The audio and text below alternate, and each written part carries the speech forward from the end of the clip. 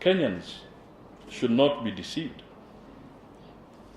These happenings have jolted our international development partners, who are now seriously contemplating scaling down vital support in needy areas like the water and health sectors.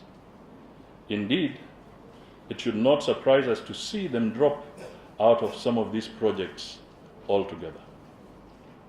And I can tell you, as much as this is happening elsewhere, as much as it was happening in Kimore, happening in the areas that I'm talking about,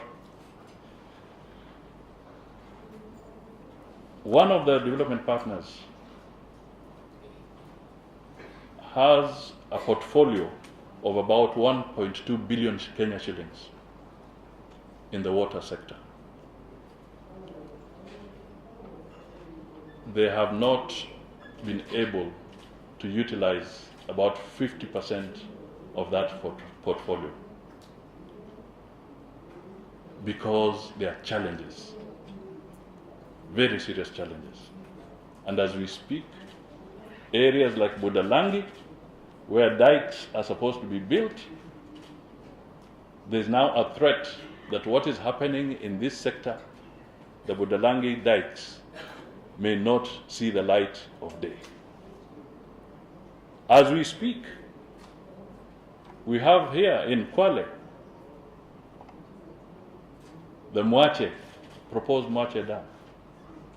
It's also under threat because the government of Kenya cannot meet its commitments, its counterpart funds, as required to be able to provide those dams to the people, to compensate the people.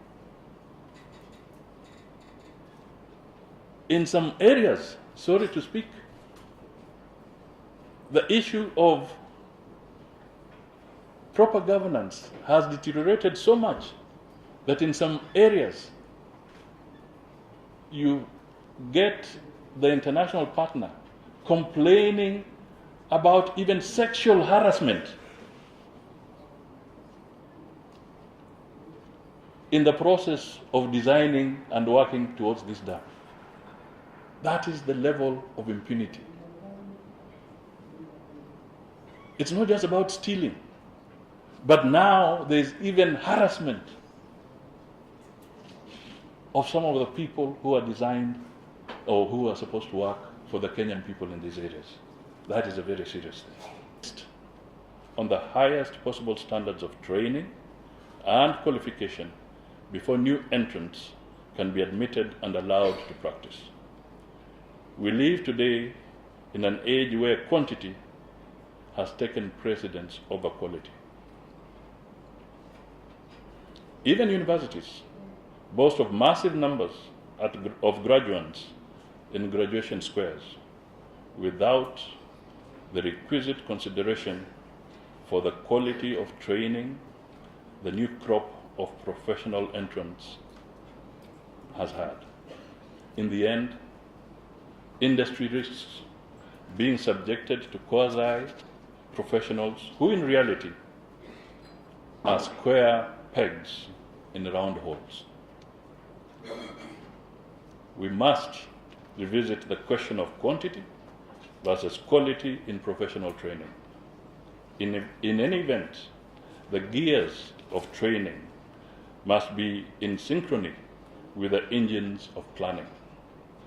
A national profusion of raw professional numbers that only lie idle in the post-training dispensation are not helpful to anyone. In professional gatherings such as this one, ladies and gentlemen, these are some of the concerns that we must continue to reflect about. If the professional must be relevant and respected in future. If we allow the present trend to continue, the professional risks being an irrelevant laughingstock. Will we stand up to be counted? Another strand of training is mentorship, and you spoke to this, and role modeling. when you look at yourself and the way you do things,